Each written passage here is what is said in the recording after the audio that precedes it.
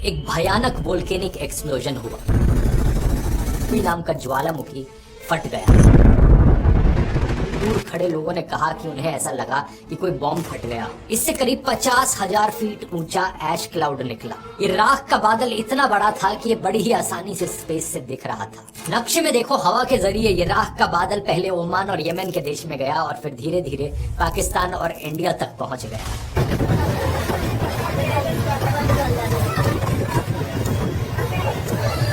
इसी की वजह से दिल्ली में कई सारी फ्लाइट्स भी कैंसिल हुई क्योंकि और क्रिस्टल्स होते हैं। अगर ये किसी भी हवाई जहाज के इंजन पर लग जाए तो बड़ी ही आसानी से उसके इंजन को बंद कर सकते हैं। ऊपर से एरोप्लेन के शीशों पर ये छोटे से रेजर ब्लेड्स की तरह काम कर घिसने का काम करेंगे। इतना स्क्रैच कर देंगे शीशे को कि पायलट्स को कुछ आगे दिखाई ही नहीं देगा। इरप्शन अपने आप में इतना पावरफुल था कि इसके धमाके की आवाज 190 किलोमीटर दूर के शहरों तक सुनाई दे रही थी और बगल के पड़ोसी देश जिबूटी तक भूकंप के झटके महसूस किए गए। इसलिए क्योंकि ये वोल्केनो जहां मौजूद है वो एक बहुत ही रिमोट जगह है। आसपास कोई लोग नहीं रहते। इनफैक्ट इस एरिया को दुनिया की हॉटेस्ट प्लेस माना जाता है धरती पर। इस जगह का नाम है दानाकिल डिप्रेशन।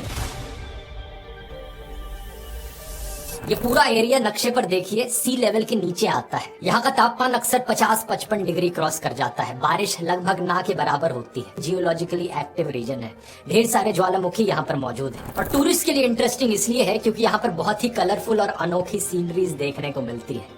ये देखिए जरा, देखकर ऐसा लगता ही नहीं कि ये धरती पर हो। बहुत ही कमाल के येलोइश, ग्रीनिश, ब्लूइश से कलर्स देखने को मिलते हैं यहाँ हो रहे केमिकल रिएक्शन से।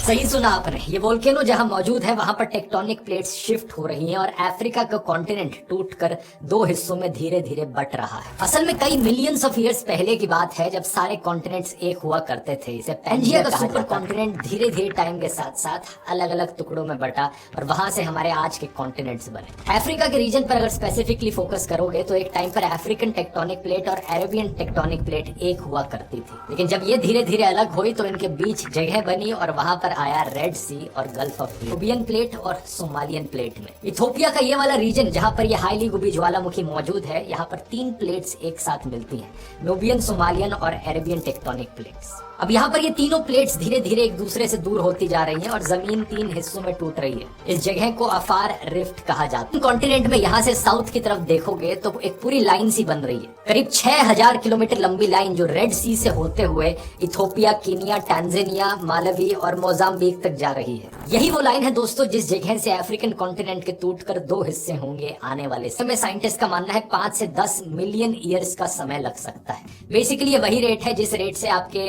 नाखून बड़े होते हैं। ईस्ट अफ्रीकन रिफ्ट सिस्टम पर ढेर सारे वोल्केनोज मौजूद हैं, ढेर सारी पहाड़ियां मौजूद हैं, जैसे कि mount Kilimanjaro, mount Kenya, Erta Ale जो कि इथोपिया की famous lava lake Malawi, lake Tanganyika, lake Albert या लेक अर्थक्वेक्स देखने को मिलेंगे। वोल्केनिक इरप्शंस देखने को मिलेंगी, छोटे छोटे क्रैक्स। एर्टा आले नाम का वोल्केनो फटा था जुलाई के महीने में ही। हाईली गुबी वोल्केनो से सफेद धुआं भी निकला था और तभी से साइंटिस्ट की इस पर नजर थी। इनमें अचानक से बहुत बड़ा क्रैक भी देखने को मिला। एक 60 किलोमीटर लंबा फिजर जमीन के अंदर 10 दिन के अंदर अंदर फॉर्म हो गया। फोटोज देखो इसकी, बड़ी ही कमाल की है। यहाँ पर लोगों को भी खड़े हुए आप देख सकते हो और स्केल इमेजिन कर सकते हो इस गड्ढे का क्या है। लिटरली कॉन्टिनेंट का बंटवारा होते हुए यहाँ पर हम रियल टाइम में चीजों को देख